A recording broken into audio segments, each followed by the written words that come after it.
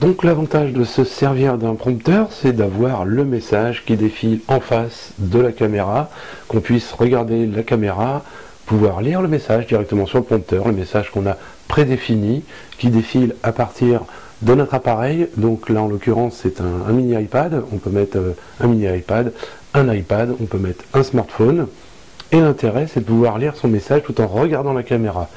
Parce qu'en général, quand on regarde la caméra, on regarde la personne est plus attentive si vous la regardez, plutôt que si vous regardez en l'air ou si vous regardez par terre pour lire un tableau ou autre chose. L'intérêt aussi, c'est d'avoir le boîtier AirTune, justement, de télécommande du message que vous avez au pied et que vous pouvez faire défiler le message. Vous pouvez l'arrêter, revenir en arrière, faire une pause, discuter un peu plus du thème que vous discutez, ce qui vous permet d'avoir vraiment tout en face et de pouvoir parler librement et en étant rassuré parce que votre message est devant, les grands points sont devant, ce qui vous permet de ne pas oublier ce que vous avez à dire.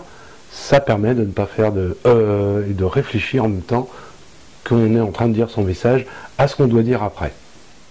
Alors ce qui est intéressant, c'est que on peut détacher bien évidemment l'appareil, on peut l'avoir directement à la main plutôt que d'avoir au pied, et ce qui permet de faire défiler le prompteur automatiquement, directement. Alors ici on voit, on a la caméra c'est une simple petite caméra.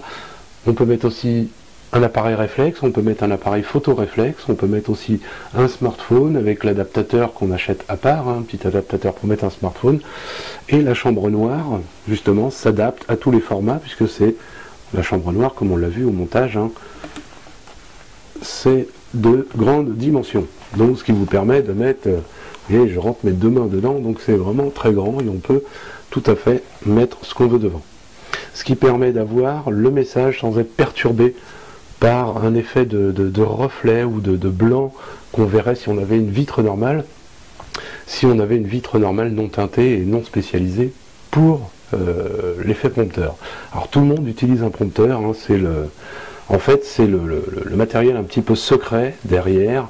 Les gens ne vous le diront pas, mais la plupart utilisent un prompteur pour pouvoir parler, avoir le discours, de pouvoir avoir justement le message, avoir les grandes lignes, avoir les grands points, ou alors vraiment tout le discours.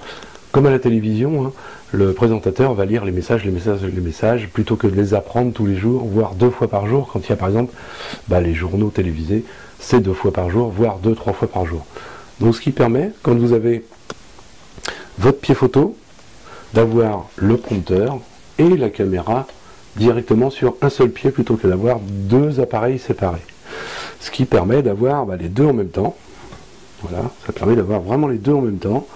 Et ce qui est tout à fait génial, c'est que c'est vraiment pas lourd, c'est très léger et ça nous permet d'avoir les 2 appareils en même temps sans avoir 2 pieds, de jongler avec les 2 pieds ou autre chose.